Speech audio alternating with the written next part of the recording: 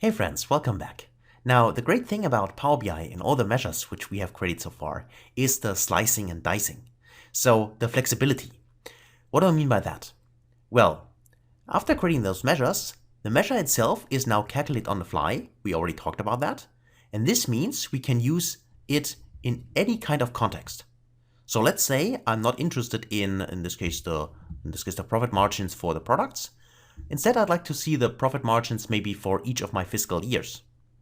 So then I only need to go in here, select my dates table in here, and I'm searching for fiscal year. So there's a fiscal year. I can tick this option in here.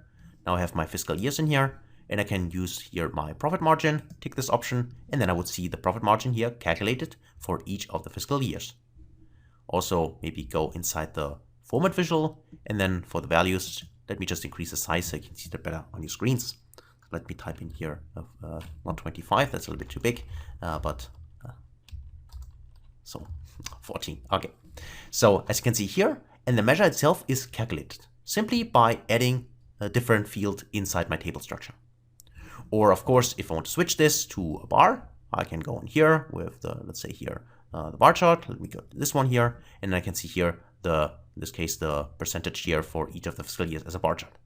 Of course, considering this one, it's quite similar, so the bar chart would not be the best visualization type, but the main point is really that I can use, at first, any kind of visual to slice and dice that, the way I want it.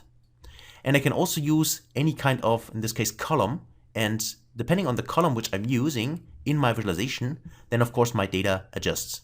So we go back to the table view here, and I say, well, the fiscal year is maybe not what I want to have something different. I can use any kind of other measure from my dates table or any other kind of measure or table which I want to use. So the same is true. Let's say I created this visualization and I have showing here all the relevant KPIs. And now let's say one of my superiors comes and he or she says then, well, that's great, thanks a lot, but I need this data not for the product, I need it for the customers. Can you help me with that? And you say, of course, sure, I can do that, no problem. So let me go to a new page, click on new page here, and let me select the page number 1, because here we don't have too much space. So let me just select the table here. Let me just Control-C to copy this. You can, by the way, also do that. Go to page number 2 in here, and then you can paste it, the table, so a second time. And then let's say he or she still needs all the data in here.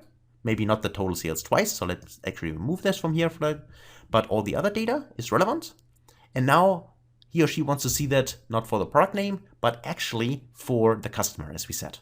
Then all we need to do is we can get rid of the product name in here. Then by default, we only get one value in here. That's true. But now let's actually go inside, let me make this smaller, and go inside the customer table here. And then we simply use the customer name. We can simply drag it and drop it on top here, drop it, and now we get the same visualization in the table here again, but now we see the data for each customer individually instead of for each of the products. And that's it. That's what I mean by the freedom here, the great slicing and dicing, that you can drag any kind of field inside your visuals, may it be a table or any other kind of visual, and simply then let the measure calculate itself, without you doing all the work and recalculating yourself. The measure itself adjusts to the visualization type and data you use inside the visual itself. So that's it. Play around with this, try it out yourself, and thanks a lot for watching. I'll see you in the next video. Until then, best guys.